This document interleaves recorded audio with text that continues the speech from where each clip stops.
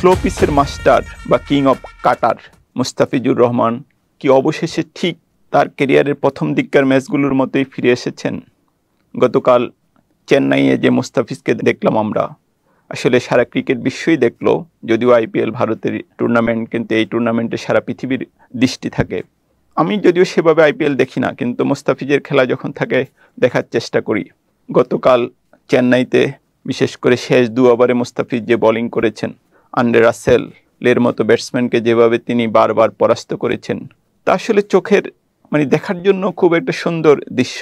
Cricket বা যে কোনো খেলাই তো আসলে শুধু খেলা নয়, এটা অনেক সময় ক্রিকেট এমন মুহূর্ত তৈরি করে যা অনেক দিন পর্যন্ত মানুষের মনে থাকে। এই যে কয়েকদিন আগে আমি ব্রায়ান লারার সেই অস্ট্রেলিয়ার বিরুদ্ধে ম্যাচ জয়ী 153 রানের ইনিংসের কথা বলছিলাম। খেলা শেষে যেভাবে দর্শকরা তার দিকে ধরে জড়িয়ে ধরলো, হাজার হাজার দর্শক যেভাবে মাঠে নেমে পড়লো, আসলে ওই দৃশ্যটা এত বছর পরেও মনে হয় এই তো সেদিন ব্রায়ান লারার সেই রাজস্বিক ইনিংস। ক্রিকেটে এমন অনেক ইনিংস থাকে, অনেক ঘটনা থাকে যেগুলো আসলে বছরের পর বছর মানুষের চোখে লেগে থাকে। প্রিয় দর্শক, আমি মুস্তাফিজের গতকালের পারফরমেন্সের সঙ্গে ব্রায়ান লারার সেই ইনিংসের কোনো তুলনা করছি না। আমি যেটা বলতে চেয়েছি যে ক্রিকেটে কিছু কিছু দৃশ্য আছে খুব সুন্দর, এগুলি আসলে অনেক দিন মানুষের মনে দাগ কেটে থাকে।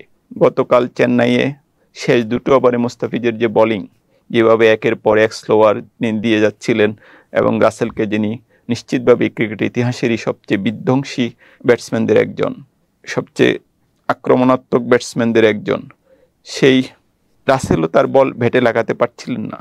এবং দেখলাম আমরা যে 4 ওভারের মধ্যে 16টি ডট বল করেছেন মুস্তাফিজ, এবং ফ্রি হিটও মারতে পারছেন না। এটা আসলে খুবই একটা অন্যরকম দৃশ্য, যেটা প্রতিদিন তৈরি হয় না। আমরা যেটা বলছিলাম, মুস্তাফিজ ক্যারিয়ারের শুরুর দিকে অনেকটা এমনই ছিলেন।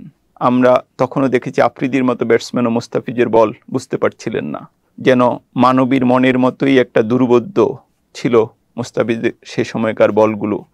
আমরা বিশেষ করে ক্যারিয়ারের শুরুর দিকে খেলতেই পারছিলেন না ব্যাটসম্যানরা, অনেকটা সেরকমই মনে হচ্ছিল। আমি কয়েক মাস আগে একটা আর্টিকেল পড়ছিলাম, যেখানে বলা হচ্ছিল যে মুস্তাফিজ ক্রিকেট ইতিহাসেরই এক বিরল বলার, ক্রিকেটে এরকম বলার আর কোনো দিন আসেননি। ওই লেখক যুক্তি দেখাচ্ছিলেন যে 130 কিলোমিটার গতিতে স্পিন বল করে এমন বলার তো আসলে পৃথিবীতে আগে কখনো আসেনি। মুস্তাফিজের সঙ্গে আমাদের যে গল্পটা, সেটা আসলে একটা আশা বা হতাশার গল্প, কখনো আশা কখনো হতাশা। আমি এটা নিশ্চিত করেই বলি যে বাংলাদেশের ক্রিকেট ইতিহাসের সবচেয়ে ম্যাচ জয়ী খেলোয়াড়দের একজন মুস্তাফিজ। দেখেছি যখনই তিনি ভালো করেছেন, বাংলাদেশ জিতেছে। ক্রিকেটে আসলে স্কোরবোর্ড সবসময় সত্য কথা বলে না। দেখা গেল একজন ব্যাটসম্যান অনেক রান করেছেন, অনেক উইকেট পেয়েছেন, কিন্তু দলের জয়ে বা দলের পারফরমেন্সে ওইভাবে ইম্প্যাক্ট ফেলতে পারেননি। কিন্তু আবার অনেক ক্রিকেটার হয়তো তার রেকর্ড বুকে অত বেশি কিছু নেই, কিন্তু দেখা যাচ্ছে যে মুহূর্তেই ম্যাচের রং পাল্টে দেন। যেমন আন্দ্রে রাসেলের কথাও আমি বলতে পারি, যে হয়তো তার গড় আপনি অত খুব বেশি পাবেন না, তার থেকে বেশি রান হয়তো অনেক ব্যাটসম্যানই করেছেন, কিন্তু ওই যে রাসেল 10 বলে যে 30 রান 35 রান ইনিংসগুলো খেলে দেন, এটা মুহূর্তেই একটা খেলার পুরো চিত্রটাই পাল্টে যায়। আমি মুস্তাফিজকেও বাংলাদেশের ক্রিকেট ইতিহাসে এমন একজন ক্রিকেটারই মনে করি, কিন্তু যেটা বলেছি যে তার পারফরমেন্স বারবার উত্থান পতন হয়েছে। সর্বশেষ ওয়ানডে সিরিজে আমাদের শ্রীলঙ্কার বিরুদ্ধে প্রথম 2টি ম্যাচে তো দলে অনেকটা তাকে বিশ্রামই দেওয়া হয়েছে, এবং অনেক সময় তাকে আমরা খুব খরুচে বলার হিসেবে দেখি। এটা আসলে আমার কাছে মনে হয় মানুষ হিসেবে মুস্তাফিজ অত শক্ত আমার কাছে মনে হয় না। তার যে জীবন দর্শন, সেটা মনে হয় যে খুবই সহজ সরল একজন মানুষ। হয়তো ক্রিকেটে সফলতার জন্য তার মেজাজটাও হয়তো ওইভাবে শক্ত মানুষ হয়তো তিনি না, হয়তো শক্ত হলে তার ক্যারিয়ারটা আরও বেটার হতো কিনা সে প্রশ্ন রয়ে গেছে। কিন্তু আজকের এই আলোচনায় যেটা আমি প্রধানত দৃষ্টিপাত করতে চাই, যে টি-20 বিশ্বকাপ তো সামনেই, যেটা এবার আমেরিকা এবং ক্যারিবীয় অঞ্চলে অনুষ্ঠিত হবে। এখন যেটা সবচেয়ে $1 বিলিয়ন প্রশ্ন, যে সেখানেই আমাদের এই আইপিএলের যে মুস্তাফিজকে আমরা দেখছি, সেই মুস্তাফিজ ফিরবেন কিনা।